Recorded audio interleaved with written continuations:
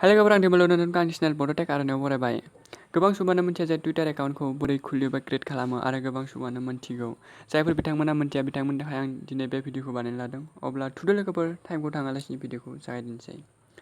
लोगोफोर नोंथांमोना टुइटार एकाउन्टखौ खुलिनायनि आवगायनो नोंथांमोना प्ले स्ट'राव थांनानै टुइटार एप्लिकेसनखौ डाउनल'ड खालामनानै लाग्रोनांगोन। नङाब्ला नोंथांमोना डाउनल'ड खालामाब्ला ब्राउजारनि हेफाजाबैबो टुइटार एकाउन्टखौ खुलिनानै लानो हागोन। एप्लिकेसनखौ इनस्टल खालामखांनायनि उनाव नोंथांमोना एप्लिकेसनखौ अपेन खालामनायनि उनावहाय नोंथांमोना नुनो मोनगोन जे लडिं जाखांनायनि उनाव नुनो मोनगोन जे बेवहाय साइन आप अपसन नुनो मोनगोन बा गेट स्टार्टेड अपसनखौ नुनो मोनगोन। नोंथांमोना बेवहाय क्लिक खालामनानै होदो। बेयाव क्लिक खालामनायनि उनावहाय नोंथांमोना बेवहाय नुनो मोनगोन जे क्रिएट इउर एकाउन्ट आरो गाहायाव नुनो मोनगोन नेम। बेवहाय नोंथाङा गावनि नेमखौ इन्टार खालामनानै हो।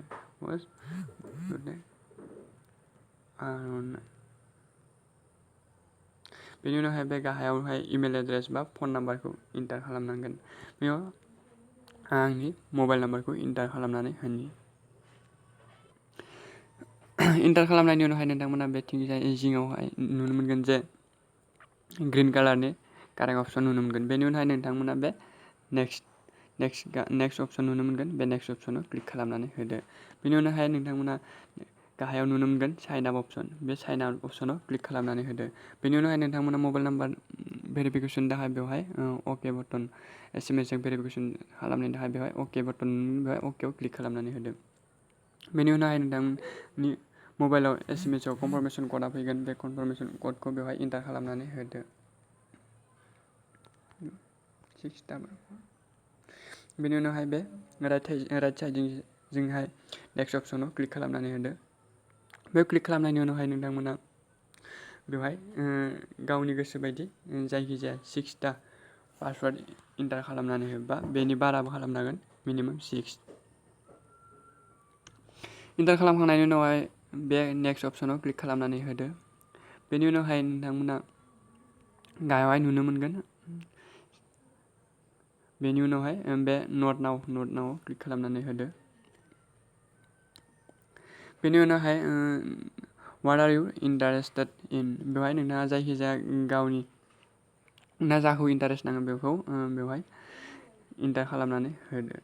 बेवहाय सार्च खालामनोबो हागोन बा नोंथाङा इन्टार खालामनो हागोन। बेनि उनावहाय राइट साइडजों बा नोंथाङा बेवहाय स्किपबो खालामनो हागोन बा राइट साइडजों नेक्स्ट अपसनाव थुनानै होदो सेलेक्ट खालामखांनायनि उनाव।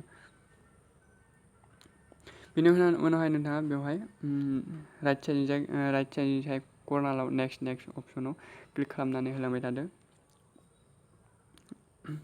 बेनि उनावहाय बेवहाय अकेनि उनावहाय एलाउ खालामनानै होदो। होनायनि उनावहाय नोंथाङा बे प्रफाइल पिकचार बेवहाय सेट खालामनांगोन। बेनि उनावहाय नोंथाङा गेट स्टार्ट बेवहाय क्लिक खालामनानै होदो। बेनि उनावहाय नोंथाङा बेवहाय नैबेवहाय क्लिक खालामनानै नोंथाङा गावनि प्रफाइल पिकचारखौ सेट खालामनो हागोन। बेनि उनाव नोंथाङा बेवहाय बाय'डाटा इन्टार खालामनानै होदो। बेनि उनाव location, website, birthday, date of birth बेवहाय इन्टार खालामनांगोन। बेनि उनावहाय नोंथाङा बे राइट साइडजोंहाय गोजौआव कर्नारावहाय सेभआव क्लिक खालामनानै होदो। बे गोजौआव सेभआव क्लिक खालामनानै होनायनि उनाव बेवहाय कनफार्माव क्लिक खालामनानै होदो। बेनि उनावहाय नोंथाङा बे लेट्स मुभ क्लिक खालामनानै होब्लानो बेवहाय नोंथाङा नोंथांनि फल'वार्सफोर नुजागोन।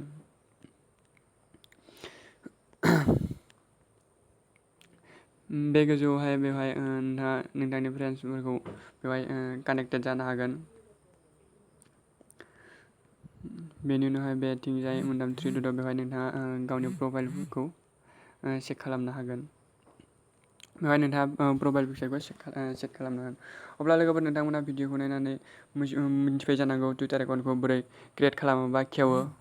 अब्ला नोंथांमोना भिडिअखौ नायनानै मोजां मोनदोंब्ला अननानै भिडिअखौ लाइक खालाम, शेयार खालाम आरो गाहायनि कमेन्ट बक्सआव कमेन्ट खालामनो दाबाव। लोगोसे चेनेलखौ साबस्क्राइब खालामनायजों लोगोसे बेल आइकनखौ थुनो दाबाव। लोगोफोर दिनैनि थाखाय बेखिनियानो। नोंथांनि साना मोजाङै मोजां बारलांथों।